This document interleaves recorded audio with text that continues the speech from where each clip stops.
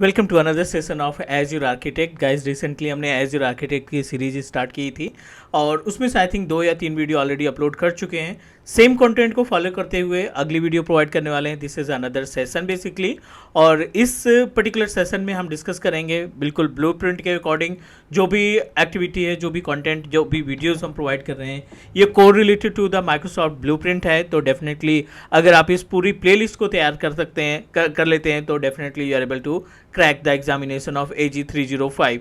तो ये best option है। मीन्स अगर आप एज्योर आर्किटेक्ट का सर्टिफिकेशन लेना चाहते हैं तो डेफिनेटली आपको प्रैक्टिकल एक्टिविटी परफॉर्म करनी पड़ेगी, जो हम आपको प्रोवाइड कर रहे हैं विदाउट एनी चार्जेस, राइट। तो आज का जो एजेंडा है, यहाँ पे हम आपको गाइड करने वाले हैं कि control access to cloud resources by using Azure role based access control. तो अभी हम यहाँ पे बात करेंगे RBAC सर्विस के बारे में, और साथ ही साथ डिस्कस करेंगे कि prevent accidental changes by using resource lock. तो ये 2 टॉपिक के बारे में हम बात करने वाले हैं। एक तो रिसोर्स लॉक्स के बारे में डिस्कस करेंगे, और दूसरा हम आपको गाइड करेंगे कि रोल बेस्ड एक्सेस कंट्रोल किस तरीके से आपकी हेल्प करता है to control the management of our resources. कोई भी सर्विस परचेज करते हैं, वर्चुअल मशीन आपने क्रिएट किया, स्टोरेज परचेज किया, डेटाबेस कॉन्फ़िगर कर रहे हैं, नेटवर्किंग के लिए वीनेट तैयार कर रहे हैं, किसी भी सर्विस को कंट्रोल करने के लिए RBAC कितना ज़्यादा इंपॉर्टेंट है, और एक आर्किटेक्ट के लिए RBAC सर्विस की इन्फॉर्मेशन होना क्यों ज़रूरी है। तो मैं आपको एक छोटा सा introduction means kind of diagram के थ्रू समझाने की कोशिश करता हूँ कि RBAC कैसे आपकी हेल्प करता है टू मैनेज द इन्वायरमेंट। छोटा सा एग्जांपल, एक ये आपका एज्योर का पोर्टल है, this is our Azure portal, और इस एज्योर पोर्टल के ऊपर आपने मल्टीपल सर्विस को परचेज कर रखा है। लाइक आपने कुछ इंस्टेंसेस परचेज कर रखे हैं, this is our virtual machine, और कुछ स्टोरेज सर्विसेज है, कुछ डेटाबेस सर्विसेज आपने परचेज कर रखा है। एंड नाउ इस पोर्टल का एक्सेस आपने रूट से किया है, मीन्स आपका एडमिनिस्ट्रेटर अकाउंट है, you are admin to access this particular portal. It means that आपके पास सभी राइट्स हैं, आप हर एक एक्टिविटी परफॉर्म कर सकते हैं।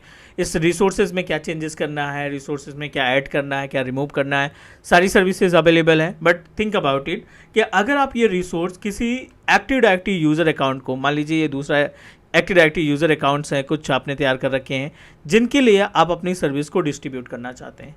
Means this all are the AD user, ये अपने पास एक्टिव डायरेक्टरी यूज़र हैं, एज्योर AD यूज़र्स हैं, ठीक है। पहला यूज़र मान लेते हैं आपने क्रिएट किया है with name of ABC, second user you created with name of XYZ, and एक यूज़र आपने और बनाया है विद नेम ऑफ टेस्ट, ठीक है।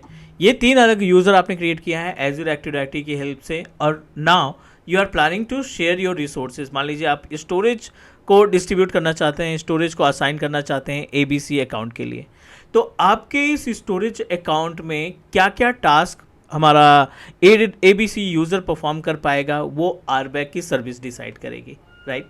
यहाँ पे अपने पास VM है, मान लेते हैं this one is our virtual machine, और this is Azure storage. You know that कि एज्योर स्टोरेज सर्विस को हम क्रिएट कर सकते हैं पोर्टल की मदद से, और यहाँ पे एक डेटाबेस भी अपने पास अवेलेबल है, SQL डेटाबेस अपने पास हमने तैयार कर रखा है। अब इस स्टोरेज को आपने डिस्ट्रीब्यूट कर दिया है ABC के साथ, बट ABC उस स्टोरेज में क्या क्या एक्टिविटी परफॉर्म कर पाएगा, उस स्टोरेज में डेटा अपलोड कर पाए, डाउनलोड कर पाए, या फिर उसमें कोई चेंजेस कर पाए, वो सभी जो राइट्स होते हैं, वो जो सभी परमिशंस होती हैं, वो RBAC सर्विस के जरिए इम्प्लीमेंट की जाती है। The RBAC service is basically role based access control. तो इसमें हम कंप्लीट आपको प्रैक्टिकल दिखाने वाले हैं, ताकि आपको RBAC सर्विस या रोल बेस्ड एक्सेस सर्विसेज के जरिए आप अपने रिसोर्सेज को कैसे कंट्रोल करते हैं, कैसे मैनेज करते हैं, उसको अच्छी तरीके से समझ पाएँ। डायरेक्टली हम पोर्टल पे आ जाते हैं। पोर्टल पे azure active directory panel open कर लेंगे, बिल्कुल बेस से डिस्कस कर रहे हैं। यूज़र्स के ऑप्शन में आएंगे, AD के पैनल पे आने के बाद यूज़र्स पे क्लिक करेंगे। अभी अपने पास कोई यूज़र नहीं है, I am going to create one user, create new user पे क्लिक किया। किसी भी नाम से यूज़र बना लेते हैं, जैसे यहाँ पे हमने GCP के नाम से बना लिया, और GCP is our display name associated with cloud Kaksha. Cloud Kaksha हमारा डोमेन नेम है, उससे हमने इसको जोड़ रखा है। और I am going to use the default password, जो डिफ़ॉल्ट पासवर्ड इसने प्रोवाइड किया वो सेम हमने कॉपी कर लिया। कोई रोल, कोई ग्रुप का मेंबर नहीं क्रिएट करना है, सिंपल एक यूज़र क्रिएट किया है एज्योर एक्टिव डायरेक्टरी की मदद से। अब इसी यूज़र को gcp@cloudkक्षा.in को हम एक इनकॉग्निटो विजार्ड में ओपन करके रीसेट कर लेते हैं इसका पासवर्ड portal.azure.com, और इसमें लॉगिन करेंगे gcp@cloudkक्षा .in और पासवर्ड जो आपने कॉपी किया था टेम्परेरी पासवर्ड, पहले लॉगिन पे आपको ये पासवर्ड चेंज करना पड़ेगा। Just need to paste your password, Ctrl+V, again Ctrl+V। जो भी पासवर्ड आप इसमें मेंशन करना चाहते हैं, नया पासवर्ड जो आप लगाना चाहते हैं वो डायरेक्टली मेंशन कर देंगे। क्लिक साइन इन, ये पहला स्टेप है। और अभी इस पोर्टल के ऊपर कोई भी सर्विस नहीं होगी क्योंकि आपने कोई सब्सक्रिप्शन नहीं शेयर किया है, कोई रिसोर्स नहीं शेयर किया है, ना ही आपके पास कोई आरबैक की सर्विस का आपने इस्तेमाल किया है। तो आप देखिए यहाँ पे कुछ भी आपको एक्सेस करने को नहीं मिलेगा। वर्चुअल मशीन हो, स्टोरेज हो, नेटवर्किंग हो, वीनेट हो, कुछ भी कोई भी सर्विस आप एक्सेस नहीं कर पा रहे हैं क्योंकि आप एक्टिव डायरेक्टरी के यूज़र से लॉगिन किया है। नेक्स्ट, आप पोर्टल पे आ जाओ, मेन रूट अकाउंट पे आ जाओ और यहाँ पे फटाफट एक स्टोरेज अकाउंट क्रिएट कर लेते हैं जैसा कि हमने डिस्कस किया था डायग्राम में। स्टोरेज पे क्लिक किया, स्टोरेज अकाउंट पे क्लिक किया। करेंटली एक स्टोरेज है, इसी को हम इस्तेमाल कर सकते हैं, not an issue. CDN storage 1988, या फिर आप एक नया स्टोरेज बना सकते हो, ये आपके ऊपर डिपेंड करता है। ठीक है, दोनों ऑप्शन में आप इस्तेमाल कर सकते हो। तो हम सेम स्टोरेज का इस्तेमाल करने वाले हैं अपने आरबैक सर्विस को समझने के लिए। तो आरबैक सर्विस क्या है, आप किसी भी रिसोर्स, जरूरी नहीं कि हम स्टोरेज की बात करें तो आप स्टोरेज का ही प्रैक्टिकल इंप्लीमेंट करें।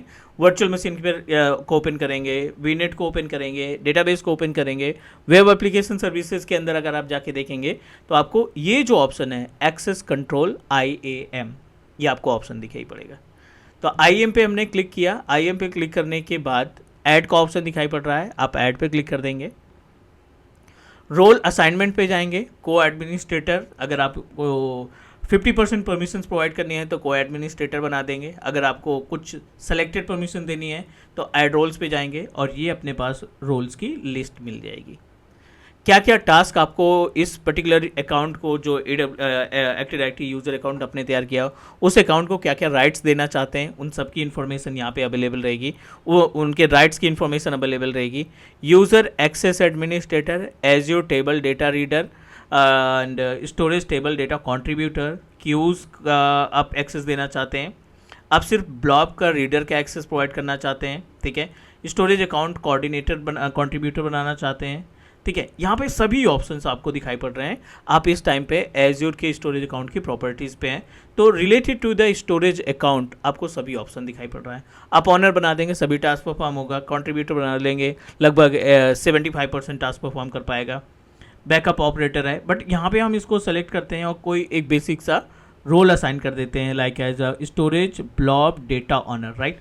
तो स्टोरेज अकाउंट जब हम बनाते हैं तो वहाँ ब्लॉब क्रिएट करने का ऑप्शन दिखाई पड़ता है, तो हम इसको बनाना चाहते हैं storage blob data owner. Means जो भी ब्लॉब हमारा होगा उसके अंदर जो डेटा होगा या जो डेटा एक्टिविटी परफॉर्म करेंगे ब्लॉब से रिलेटेड, वो सभी टास्क हमारा ये एक्टिव डायरेक्टरी का जो यूज़र है वो परफॉर्म कर पाएगा। तो हम ये सेलेक्ट कर लेते हैं, storage blob data owner, click किया। अब यहाँ पे ऑप्शन आता है कि आप अपने जो यूज़र है उस यूज़र को असाइन करेंगे, मेंबर को ऐड करेंगे। Our user name is GCP, select कर गया, यहाँ पे अपने पास ऑप्शन आ गया GCP का। Next, no need to do anything, this is our types of role जो आपने डिसाइड किया है। नेक्स्ट किया एंड असाइन कर दिया, adding and role assignment. Assign करने के बाद आप फिर से अपने GCP यूज़र पे जाएंगे और रिफ्रेश करेंगे पेज को। चलिए यहाँ पे इनकॉग्निटो में जो ओपन किया था GCP, इसको रिफ्रेश कर देते हैं पेज को। वैसे 30 to 40 सेकेंड्स का टाइम लगता है माइक्रोसॉफ्ट के अकॉर्डिंग। तो एक बार पेज को रिफ्रेश करके आप स्टोरेज के ऑप्शन पे क्लिक करेंगे, स्टोरेज अकाउंट पे क्लिक करेंगे। थोड़ा सा टाइम लगेगा, पेज को रिफ्रेश करते रहिए। यहाँ पे जो स्टोरेज आपने शेयर किया अपने रूट अकाउंट से, उसकी इन्फॉर्मेशन आनी चाहिए और जो रोल आपने असाइन किया उस रोल के अकॉर्डिंग ही आप टास्क परफॉर्म कर पाएंगे, राइट। इंतजार कर लेते हैं यहाँ पे।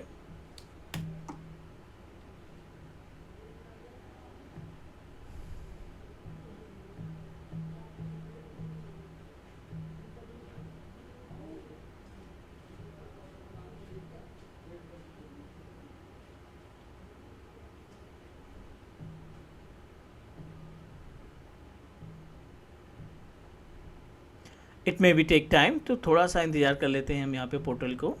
ज़रूरत पड़े तो आप साइन आउट करके साइन इन भी कर लेंगे, तो भी ये हमें जो भी लेटेस्ट चेंजेस होगा वो हमें दिखा देगा।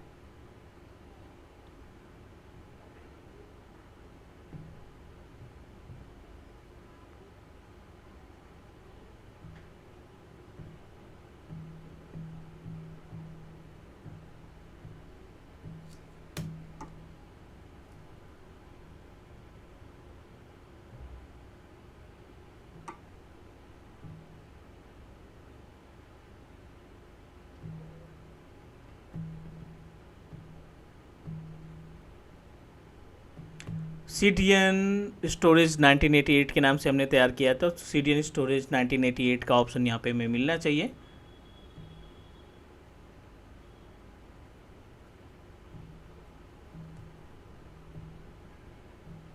वेट कर लेते हैं थोड़ा सा,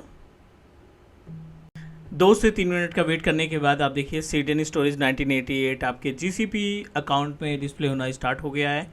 सेम स्टोरेज अकाउंट आपने अपने रूट अकाउंट में क्रिएट किया था with the help of IAM RBAC service के ज़रिए एक रोल असाइन करके डिस्ट्रीब्यूट किया, जो कि एक एक्टिव डायरेक्टरी यूज़र के लिए ऑथराइज किया था। So we are able to access the CDN storage 1988। ठीक है, तो ये तो RBAC का ऑप्शन हो गया। जो भी परमिशंस आपने दे रखी है उस परमिशंस के अकॉर्डिंग आप टास्क परफॉर्म कर पाएंगे। साथ ही साथ रिसोर्स को एक्सीडेंटली प्रोटेक्ट करना है तो बहुत ही छोटा सा स्टेप है।